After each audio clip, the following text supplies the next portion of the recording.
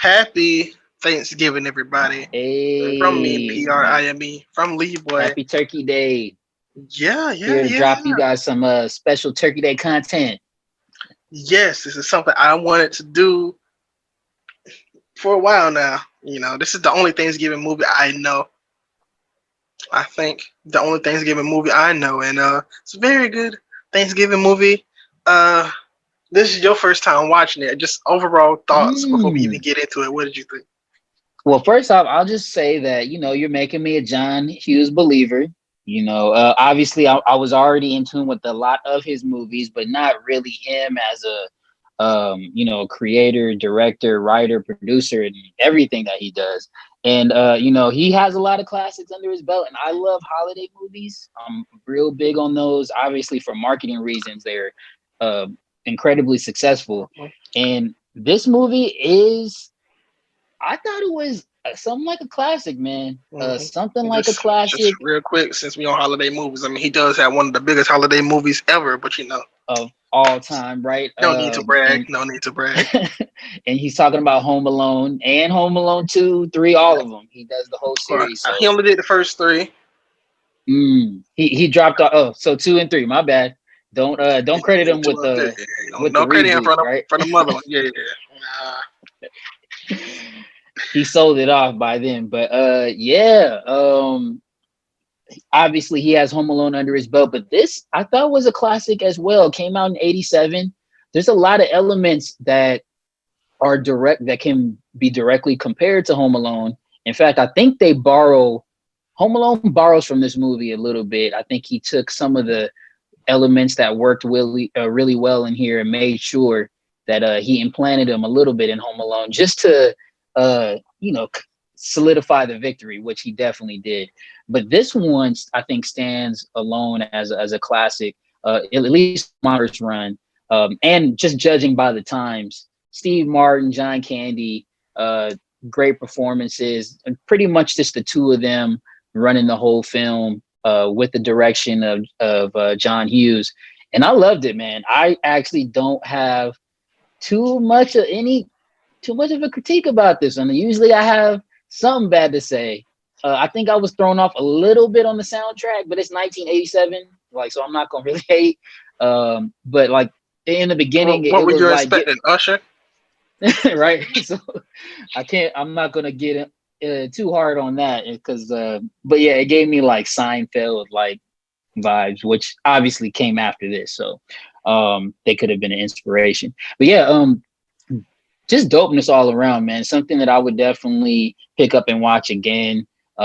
Thanksgiving after Thanksgiving. Now that you've opened me up to it, Prime, appreciate it. I ain't gonna lie, appreciate it. Yeah, nah. I mean, this movie, like, first time watching this movie, I was like, all right, because I went through like the John Hughes category, like I went through it all like one whole summer. I was like, all right, Mm-hmm. so I'm gonna get through this one, and then this one was special because like, for one, it's not typical. It's not a typical story from what you would see, and then it's relatable. It's a couple scenes we'll talk Right. about that's very relatable, and Mm-hmm. then at the end, it's like a basically a I want to say basically a modern day rom com, but with two guys, basically. I think in actuality, Neil is the weird character because like in their universe, he's traveling all the time. Dale is traveling all the time. He knows all these people by name. They're all like comrades. So I'm like, he travels all the time, so he knows these people. So outside looking in, Neil is just annoyed with everything. They both have their own separate expertise, and they battle it out throughout the movie, saying whose expertise is more valuable. I would say, or Okay. they get on each other. They and those are some of the best parts. And we talked about it earlier when he's telling him that none of his stories are funny. I think that just Yeah. killed me. That took me all the way out. I'm gonna just talk about. I'm gonna try to go down the line Mhm. because I know one scene that really more or less sticks out is when they meet. He kind of steals his taxi, races Kevin Mhm. Bacon randomly. Uh, y'all don't know Kevin Bacon. He's from Footloose. Go look it up. It's a good movie. But he races Kevin Bacon. After he races Kevin Bacon, gets to the limo. Somehow bribes the guy to get his limo. turns around to put his stuff in there. Dale then took the limo and jetted off, of course. And then I like how when he caught him, he had like this face that he made. He made like this scary face.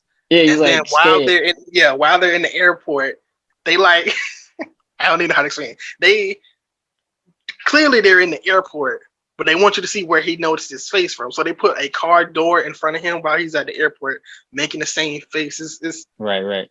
uncanny, but when you think about it, it's well done on how they did it, how they shot it. Yeah, just another great foreshadowing and writing moment from John Hughes. Obviously, that was all planned out. So, yeah, that just speaks to his brilliance. But go ahead. Now I'm just gonna say definitely another scene we could talk about is just the whole bedroom scene as a whole. Like from when they get the room to where it's only one room left to where it's only one bed. One bed to left. Where, just things just go wrong.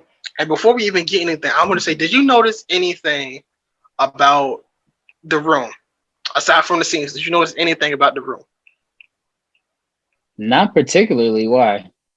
Okay, so it's the Easter. It's not really an Easter egg. They just don't mention it. It's two handprints above the headboard like this. So yeah, I did not notice that. No. Yes, but yeah, but that's funny. Yeah, I don't know. This scene is just. There's something about this scene. I could tolerate any insurance seminar. For days, I could sit there and listen to them go on and on with a big smile on my face. And I'd say, because I've been with Del Griffith, I can take anything. That whole part, it just...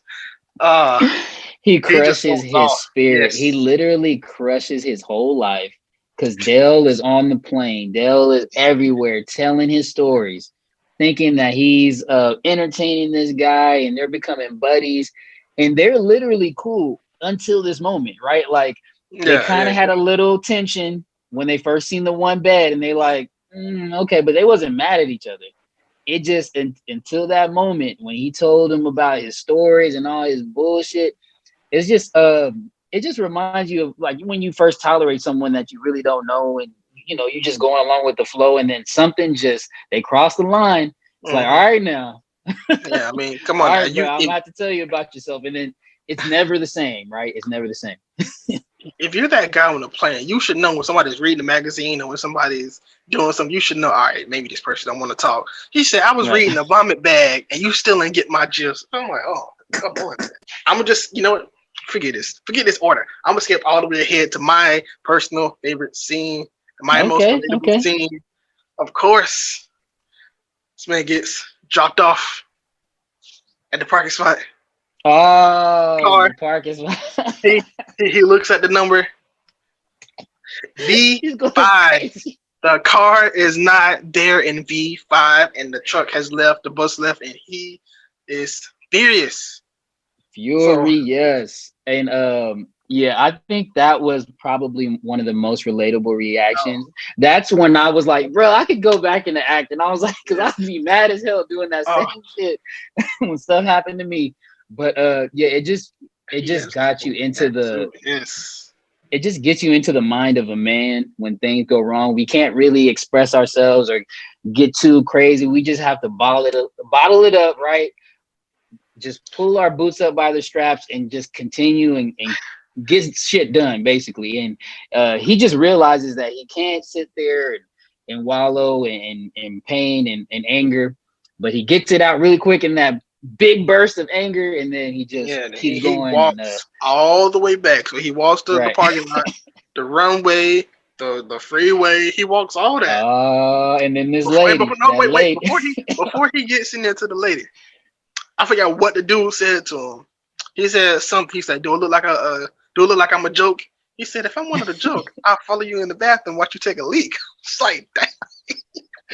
That dude he punched him, right? He punched him in the grill. I was like, that was the guy that punches him, right? Yeah. Was it the guy that punched him and then he picked him up? Or is that the same? It probably was after the scene. I don't know why I'm thinking this before he got in, but I guess it is after. But I don't know, but I know he got socked out, and that was a smart remark that he made to that guy. I was gonna say another one-liner, because if you're not really paying attention or don't get it, you just be like, what happened? But Yeah, that is a hell of a joke right there for sure. Hey, I might start using that, man. Yeah, I'm on a joke. I'm I gonna follow wanted the a bathroom joke. ticket. I'm about to take God damn, because not everybody's it. gonna get it right away. And I was like, you killed me Huh? with that. What? People might be like, "Ew, what do you mean?" Like, oh no, that's actually really funny. But my probably my yeah, my it's got to be my favorite scene. It's got to be my favorite scene. Goes in there. First of all, this lady is so happy, and it's not her fault.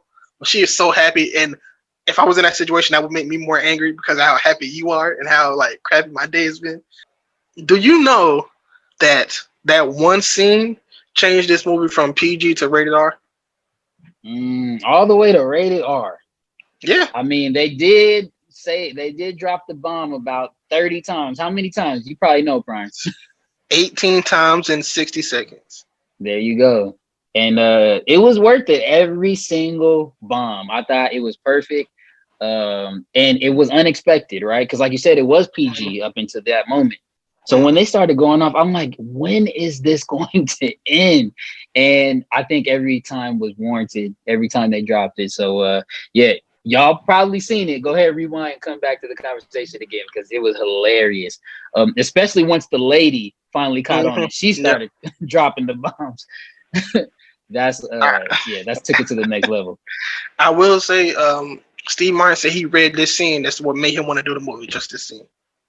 So of course he read this in the script. He was like, "Oh, I want to do this movie now." So of course, and then of course it doesn't go his way, obviously, because he threw his thing away. Which that's something that you shouldn't do, even though you're upset. Like you shouldn't throw that ticket away because you gotta have proof. Right. Hey, you gotta have proof. Like, hey, I actually had this ticket. But anyways, we go. You know, him and Dale is split up. Well, you know, we're going to go, and of course we find each other again. And I think this is the part where he says, "If I want to follow you in the bathroom and take a leak, why don't you take a leak?" Because he gets punched out, like you said, and then Dale almost runs him over, and then the guy picks him up in a very, very, very weird. Oh yeah, way. Grabbed him by the balls. Yeah, very, very just. They eventually get on a train, ride the train all the way to Chicago. They get to Chicago, and what do you know? He gets off. Neil gets off, and he's like, "All right, thank you. Hope I wasn't a big problem. Thank you." Then he's like, "You don't have no wife. Come on here." And then he takes him to dinner with him, and that's it.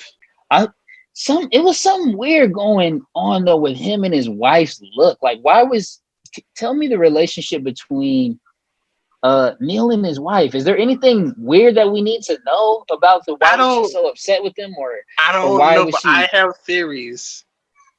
I think Neil either probably not cheated on her, but like probably lied and said he was like he works out of town, so he could have easily said, "Hey, they're keeping me overnight," which they were, and he just kind of wanted to stay out of town or something. It could have been in a situation like that. She found out one of them where you called the things and said, "Hey, y'all been putting Neil on for 3 days." They say, "Ma'am, he's been off for 3 days." And they're like, "Oh, he's off? He didn't tell me." Probably one of those things. That's probably why she's so upset. He's probably like lied to her before in that way of saying, "Hey, I'm on the way back and I'm really not." So I understand why she was so angry, but I was like, I don't know if she wants to get back with him. It was like I don't think she believed him until he brought Dale. It's like all this stuff. Right. So, I think she was relieved to actually see Dale because when she did, he just came late. She was like, "You might be on the couch, brother." So yeah, Dale saved the day, and Dale helped out at the end. This would be excellent too for like a reboot or a relaunch. I would love to see 2000. Is that what we talking about? Because I would love to see two new guys take on this type of project. I'm glad you mentioned that. Because there are two new guys that are doing a remake of this, actually. Dope. Two Philly boys, actually. You probably can guess who they are, of course. Talk about Mr. Entanglement himself, Will Smith. Will Smith and Kevin? Yes. Yep. K Hart? I was going to say K Hart first. Kevin is going to be playing the Dale Griffith part, of course.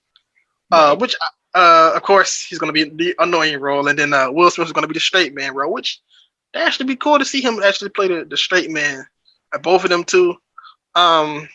I just wonder how it's gonna go though, because when they did this movie in '87, they didn't have cell phones really, So now you got a cell phone everywhere. So I'm going to assume it's going to either be broken early or something to where they're going to have to like not have contact with nobody, basically. Right, because there's too much. Yeah, it's too many Ubers, and you can just book a flight on your phone. Yeah, like right what then. you gonna steal somebody Uber? How's that gonna work? I don't know. I'm pretty sure they'll pull it off, but right now, I still think this film kind of gets disrespected, not by, I don't want to say by the black people, but when Kevin Hart said he was doing this movie, people was like, "What is this movie? This movie trash. We never heard this movie before." This is a movie, like I said, I've been wanting to watch for years. I've heard about it for years. Heard that it was a comedy classic. Maybe I had got into a little bit of it and didn't finish it just because of the crowd I maybe was around and some people that didn't really want to watch it. If if you throw it on with people that don't want to watch it in the first 5-10 minutes, you're not gonna get through it for sure. Got to get home for Thanksgiving, baby. Happy Turkey Day, y'all. Yeah, happy Thanksgiving. This is just a special that we wanted to do. Just us basically talking about our favorite scenes pretty much is what we're doing. Thank you. Happy holidays. Prime Nostalgia. Thanks for tuning in to the Prime Nostalgia, the podcast dedicated to entertainment from childhood that's 80s, 90s, the latest 2000s, because Prime know it all, and Leeboy be wow, and he's from all that, dropping gems for you to find, so that's orange, the lightest line, prime time is all the time. We talking about the classics, and there's so many, that's Leeboy TV and PRIME, ow.